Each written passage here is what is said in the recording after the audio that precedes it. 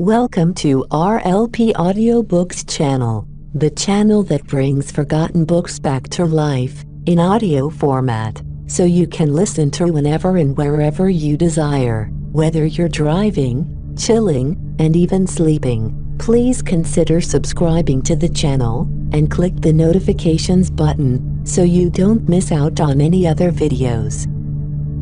Now, relax, listen, ponder, and enjoy.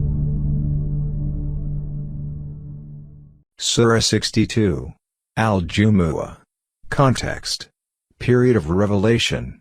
The period of the revelation of the first section, verses 1 to 8, is 7 after Hijrah, and it probably was sent down on the occasion of the conquest of Khyber, or soon after it.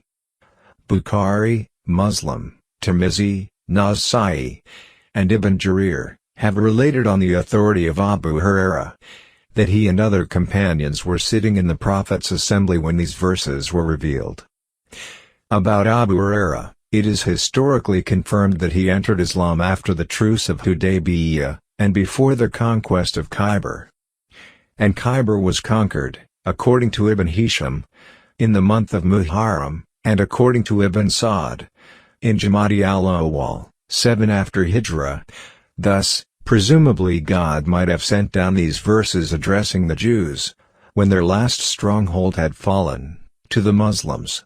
Or these might have been revealed when seeing the fate of Khyber. All the Jewish settlements of northern Hijaz had surrendered to the Islamic government.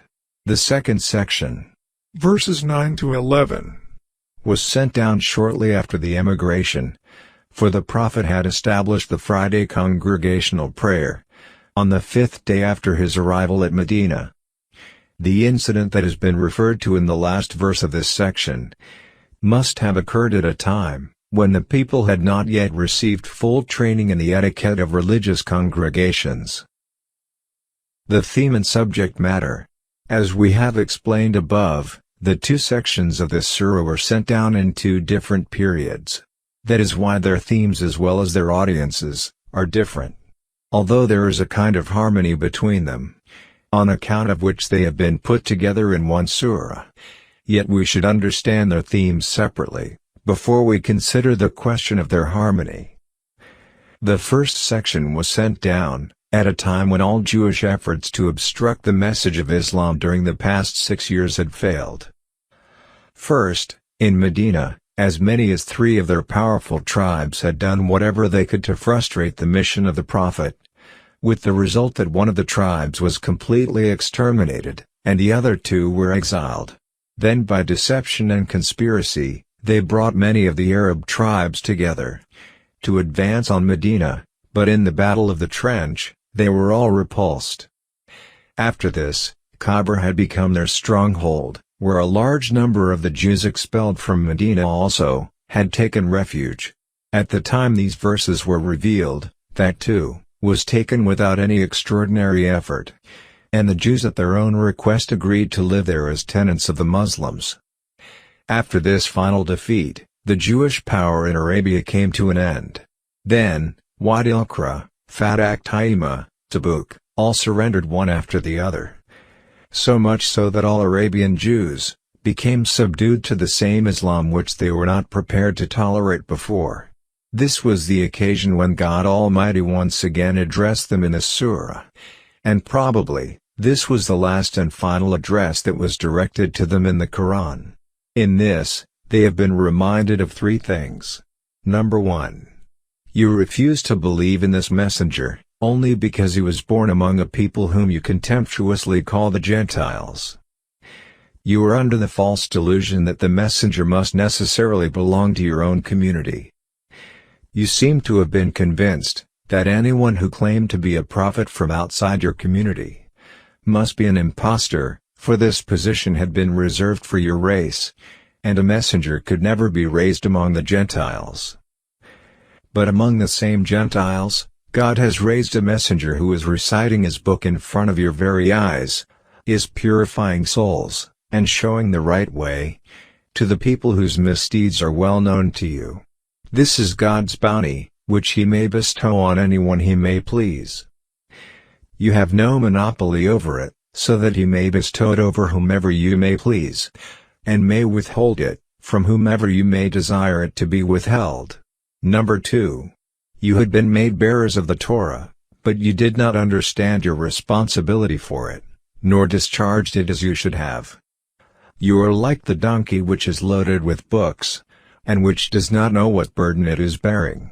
Rather you are worse than the donkey, for the donkey is devoid of sense, but you are intelligent. You not only evade your responsibility of being bearers of God's book, but you do not even hesitate to deny God's revelations, deliberately. Yet, you are under the delusion that you are God's favorites, and the blessing of apostleship has been reserved for you, alone. More than that, you seem to entertain the notion that whether you fulfill the demands of God's message or not, God, in any case, is bound not to make any other than you the bearer of His message. Number 3. If you really were God's favorites, and you were sure of having a place of honor and high rank reserved with Him, you would not have feared death so much as to prefer a life of disgrace to death. It is only because of this fear of death that you have suffered humiliation after humiliation during the past few years. This condition is by itself a proof that you are fully conscious of your misdeeds, and your conscience is aware that if you die with these misdeeds, you will meet with a greater disgrace before God in the hereafter than in this world.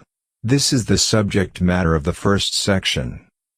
The second section, that was sent down many years later, was appended to this surah, because in it, God has bestowed Friday on the Muslims, as against the Sabbath of the Jews, and God wanted to warn the Muslims not to treat their Friday as the Jews had treated their Sabbath. This section was sent down on an occasion when a trade caravan arrived in Medina, right at the time of the Friday congregational service, and hearing its clamor and drum, the audience, except for 12 men, left the Prophet's mosque and rushed out to the caravan, although the Prophet at that time was delivering the sermon.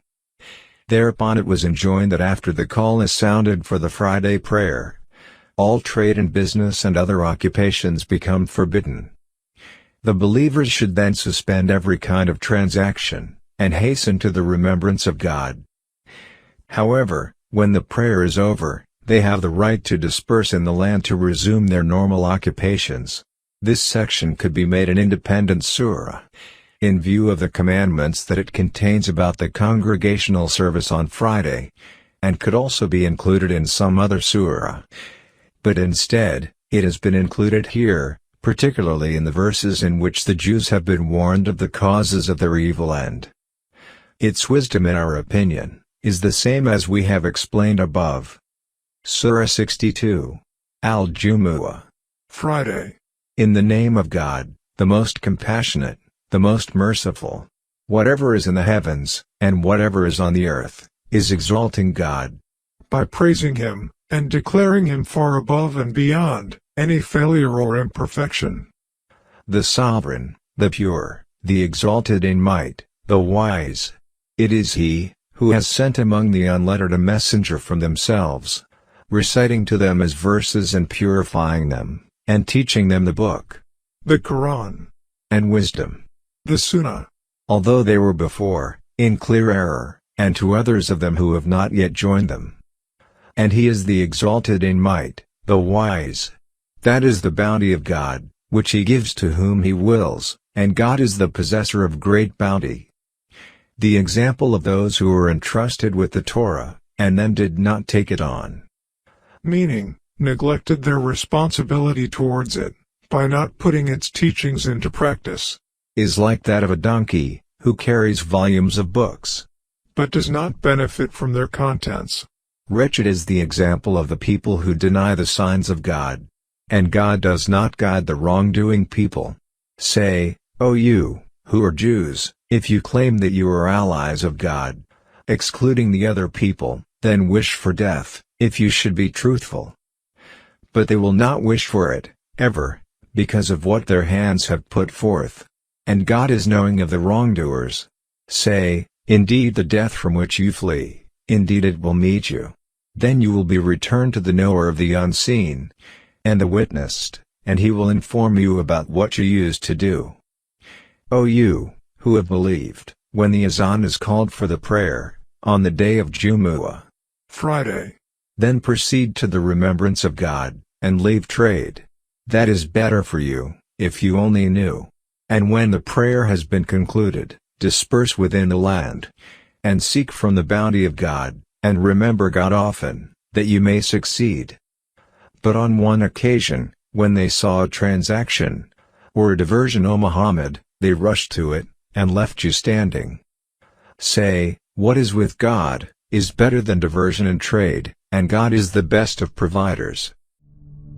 Thank you for listening. If you have enjoyed listening to this book, please give it a like, and consider subscribing to the channel, and click the notifications button, so you don't miss out on any other videos.